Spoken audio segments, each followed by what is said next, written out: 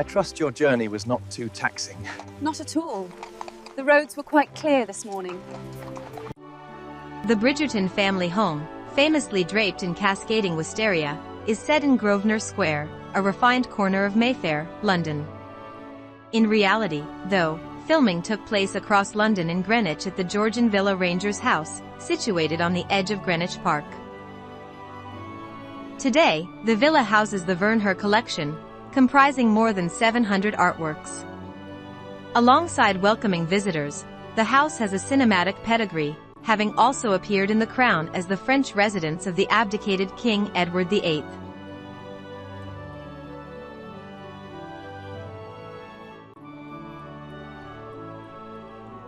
Crystal beads hanging on all the walls, the sheer ceiling-to-floor curtain panels, and the mirrors throughout give this otherwise small ballroom a light and airy feel.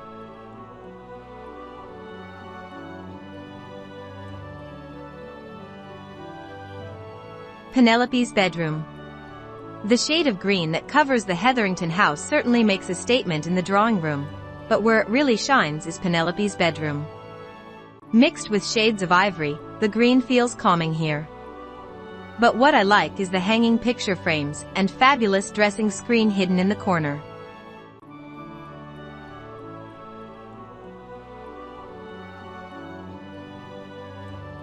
Hastings' house bedroom. It's a little less extravagant than Daphne and Simon's bedroom at Clevedon, but that's not really saying much, is it? The color scheme here, that's the real winner.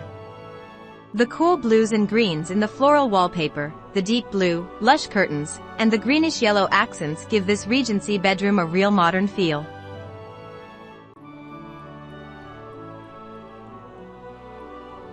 Bridgerton house foyer.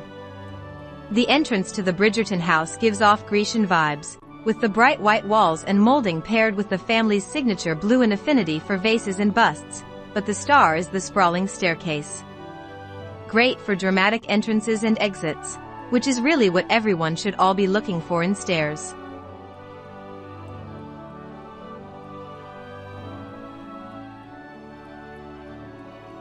The dining room.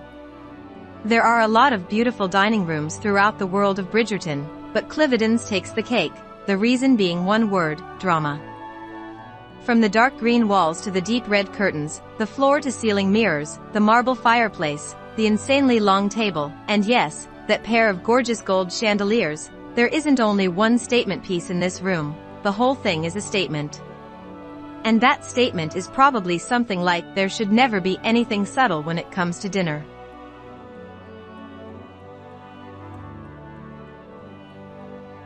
The drawing room.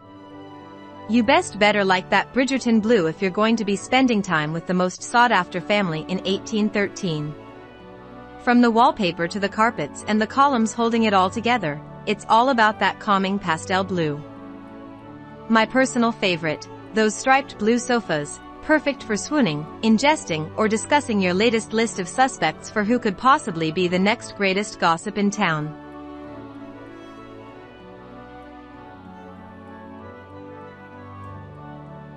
Daphne's bedroom.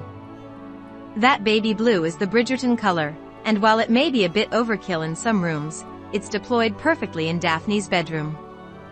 Thanks to the layering of different shades of blue between the wallpaper, curtains, and bedding combined with the various textures in the textiles and furniture with those gold mirrors in the room, feels inviting and romantic.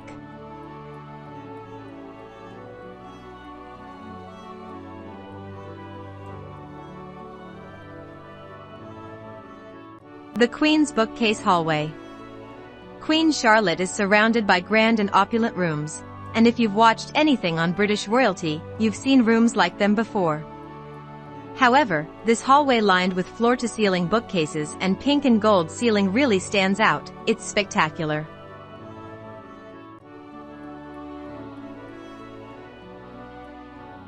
The Hall of Judgment.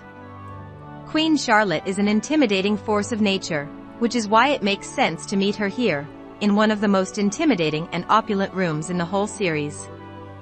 It screams, "Don't mess with the monarchy." Clevedon bedroom. The bedroom at the Duke of Hastings' Cliveden estate is well-designed chaos. The clashing headboard, canopy, and wallpaper somehow work so well together. Those prints match with the upholstered furniture. That elegant mirror set above the plaster fireplace that could be too much is actually perfect. No wonder Simon and Daphne never want to leave those four walls. Okay, they have other reasons to stay in bed all day, but it doesn't hurt to have a nice view on top of everything else.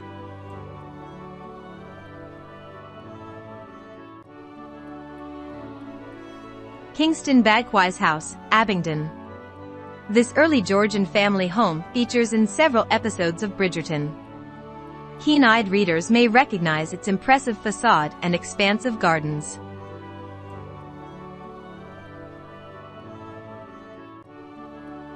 The Reform Club. Seen at the beginning of the series, this real-life gentlemen's club in Pall Mall serves as the perfect background to the Duke of Hastings and Viscount Bridgerton's fictitious gentlemen's club. Holborn Museum of Art, Bath.